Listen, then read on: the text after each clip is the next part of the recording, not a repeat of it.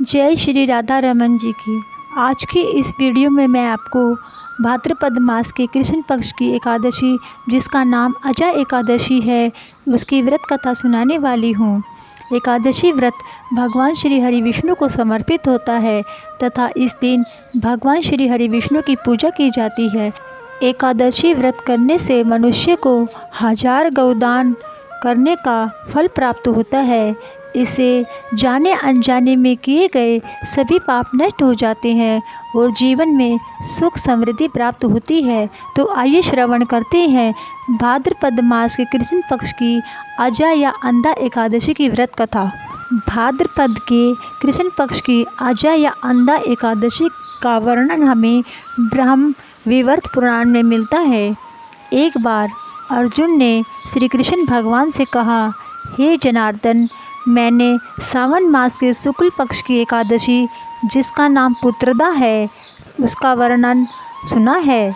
अब आप कृपा करके मुझे भाद्रपद की कृष्ण पक्ष की एकादशी के विषय में बताइए। उस एकादशी का क्या नाम है तथा इसका व्रत करने की क्या विधि है तथा व्रत करने का क्या फल मिलता है।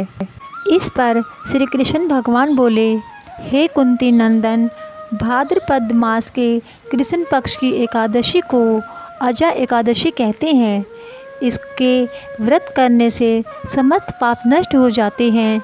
जो मनुष्य इस दिन भक्तिपूर्वक भगवान की पूजा करते हैं तथा व्रत करते हैं, उनके समस्त पाप नष्ट हो जाते हैं। इस लोक और परलोक में सहायता करने वाली इस एकादशी के समान विश्व में कोई दूसरा व्रत नहीं है। अब ध्यानपूर्वक एकादशी की व्रत कथा सुनो। प्राचीन काल में अयोध्या नगरी में एक चक्रवर्ती राजा राज्य करता था। उसका नाम हरिश्चंद्र था। वह अत्यंत वीर प्रतापी तथा सत्यवादी था। एक रात्रि को राजा ने स्वप्न में देखा कि उन्होंने ऋषि विश्वामित्र को अपना सारा राजपाट दान कर दिया है। सुबह ऋषि विश्वामित्र सच में उसके द्वार पर आकर कहने लगे, तुमने स्वप्न में अपना राज्य मुझे दान कर दिया था। राजा ने सत्यनिष्ठा का पालन करते हुए सच में संपूर्ण राज्य ऋषि को सौंप दिया। अगली सुबह राजा अपना सब कुछ दान करने के बाद जाने लगे। तब ऋषि ने 500 स्वर्ण मुद्राएं दक्षिणा में मांगी, क्योंकि कोई भी दान दक्षिणा के बिना पूर्ण नहीं माना जाता। इस पर राजा ने कहा, हे ऋषि, आप जितना चाहे स्वर्ण मुद्रा दक्षिणा में ले सकते हैं। इस पर हंसते हुए ऋषि विश्वामित्र बोले, हे राजन, राज्य के साथ तुमने मुझे अपना संपूर्ण धन कोष भी मुझे दान कर चुके हो और दान की हुई वस्तु दोबारा दान नहीं की जा सकती।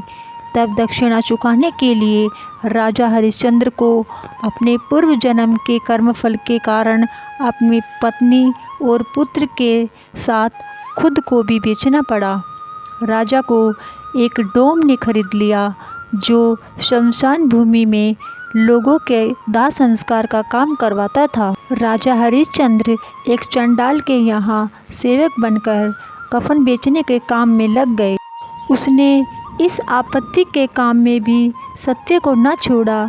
जब इसी प्रकार उसे कई वर्ष बीत गए तो उसे अपने इस नीच कर्म पर बड़ा दुख हुआ और वह इससे मुक्त होने के उपाय खोजने लगा। वह सदैव इसी चिंता में रहने लगा, मैं क्या करूं, किस प्रकार इस नीच कर्म से मुक्ति पाऊं। एक समय की बात है, वह इसी चिंता में बैठा था कि गौतम ऋषि वहां आ पहुँचे। राजा ने उन्हें प्रणाम किया और अपनी दुख भरी सारी कथा सुनाने लगे। राजा की दुख भरी कहानी सुनकर महर्षि गौतम भी अत्यंत दुखी हुए और राजा से बोले, हे राजन, भादो मास के कृष्ण पक्ष की एकादशी का नाम अजा है। तुम उस एकादशी का व्रत विधि पूर्वक करो तथा रात्रि का जागरण करो, इससे तुम्हारे समस्त पाप नष्ट हो जाएंगे। गौतम ऋषि राजा से इस प्रकार कहकर अंतर्ध्यान हो गए। अजा नाम की एकादशी आने पर राजा ने मुनि के कहे अनुसार विधि पूर्वक व्रत किया तथा रात्रि जागरण किया। उसी व्रत के प्रभाव से राजा के समस्त पाप नष्ट हो गए। जिस दिन उन्होंने एकादशी का व्रत किया हुआ था और शमशान में पहरा दे रहे थे, उसने देखा कि उसकी पत्नी उसके पुत्र का शव उठाकर रोती बिलखती हुई शमशान की तरफ आ रही है। इस पर राजा ने पुत्र का दाह संस्कार के लिए पत्नी से शुल्क मांगा, क्योंकि राजा उस वक्त चंडाल का दास था और उसे अपने मालिक से आज्ञा मिली थी कि जो भी अंतिम संस्कार के लिए आए उसे शुल्क के रूप में कुछ लिया जाएगा। तब राजा ने भी अपनी पत्नी को पुत्र के अंतिम संस्कार के लिए शुल्क में कुछ देने को कहा, लेकिन रानी के पास देने को कुछ नहीं था। इस पर रानी ने अपने साड़ी का आधा हिस्सा फाड़कर राजा को दे दिया। अजा एकादशी के प्रभाव से राजा के सभी पाप नष्ट हो चुके थे। उसी समय स्वर्ग में नगाड़े बजने लगे तथा पुष्पों की वर्षा होने लगी। उसने अपने सामने ब्रह्मा, विष्णु, महेश तथा इंद्र आदि देवताओं को खड़ा पाया। उसने अपने मृतक पुत्र को जीवित तथा स्त्री को वस्त्र तथा आभूषणों से देखा। व्रत के प्रभाव से उसको पुनः राज्य मिला।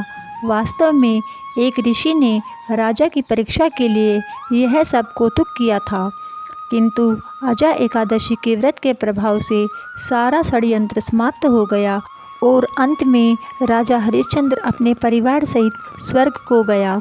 हे राजन, यह सब अजा एकादशी के व्रत का प्रभाव था। जो मनुष्य इस व्रत को विधि पूर्वक करते हैं अथवा रात्रि जागरण करते हैं, उनके समस्त पाप नष्ट हो जाते हैं और अंत में वे स्वर्ग को जाते हैं। इस एकादशी की कथा के श्रवण मात्र से अश्वमेघ यज्ञ की फल की प्राप्ति होती है। प्राणी को ईश्वर के प्रति पूरी निष्ठा रखनी चाहिए। कठिन परिस्थितियों में भी जो सत्य का मार्ग नहीं छोड़ते, वे स्वर्ग के अधिकारी होते हैं। सत्य की परीक्षा कठिन परिस्थितियों में ही होती है। अतः ईश्वर पर पूर्ण विश्वास रखते हुए सत्य का पालन करना चाहिए। बंधुओं, आपको यह अजा एकादशी की व्रत कथा अच्छी लगी हो तो मेरे चैनल राधा रमन VNS को लाइक व सब्सक्राइब करें तथा बेल आइकन दबाना ना भूलें, जिससे आपको हमारी वीडियो की सभी नोटिफिकेशन सही समय पर मिल सके। आप सबको जय श्री राधा रमन जी की धन्यवाद।